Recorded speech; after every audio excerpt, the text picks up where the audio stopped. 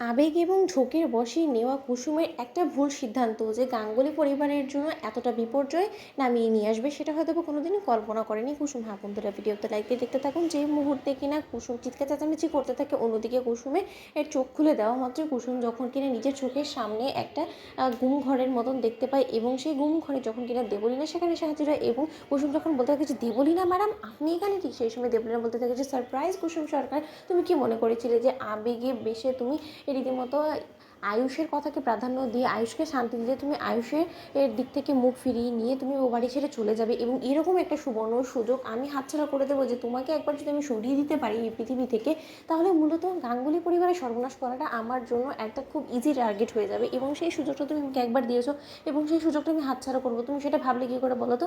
আমি আজই হোক না কেন এতটাও অকর্মী ঠিক না, জানো তো। ঠিক সেই সময় কুসুম যখন বলতে থাকে যে আপনি এই সমস্ত খবর কী করে বা পেলেন বলুন, এবং আমার উপস্থিতিতে আমি যতদিন বেঁচে আছি এই পৃথিবীতে ততদিন আমি গাঙ্গুলি হাউসে থাকি বা না থাকি, কিন্তু আমি দূরে থেকে হলেও আমি গাঙ্গুলি পরিবারের উপরে আপনাকে হাত দিতে দেবো না, এবং গাঙ্গুলি পরিবারের কোনো সর্বনাশও আমি আপনাকে করতে দেবো না। ঠিক সেই সময় দেবলীনা বলতে থাকে যে আগে এখান থেকে তুমি পার পাবে, তার পরবর্তীতে তো তুমি এই সমস্ত কিছু ঠেকাবে, তাই না? এবার গাঙ্গুলি পরিবারকে কে ঠেকাবে বলো তো? কুসুম সরকার।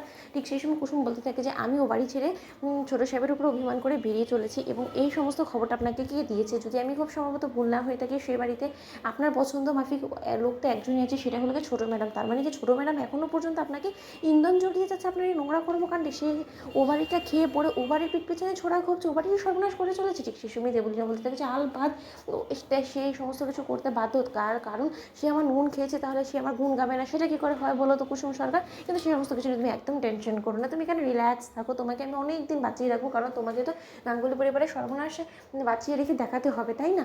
ঠিক সেই সময় পরদিন সকাল হওয়া মাত্র যখন কিনা শঙ্কর এসে বলতে থাকে যে কর্তাম আপনি আমাকে ডেকেছেন, ঠিক সেই সময় ইন্দ্রাণী গাঙ্গুলি যখন বলতে থাকে যে কুসুমকে আপনার হুন্নি হয়ে খোঁজা সত্ত্বেও গোটা বাড়ির মধ্যে ওকে খুঁজে পাচ্ছেন, ওকে তোমার বাড়িতে আছে, ওকে অসুস্থ নাকি? ঠিক সেই সময় শঙ্কর যখন বলতে থাকে যাকে করতাম আমি তো মনে করছি ওই বাড়িতে কাজে চলে এসেছে।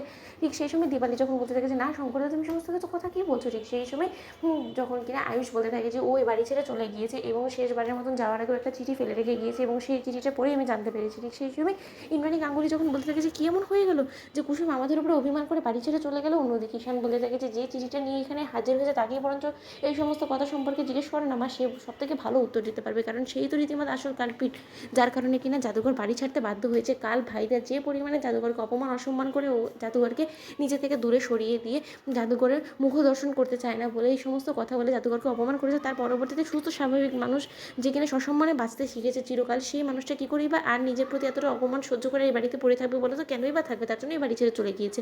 তো বন্ধুরা লাইক কমেন্ট শেয়ার করো, সাবস্ক্রাইব করতে ভুলো না।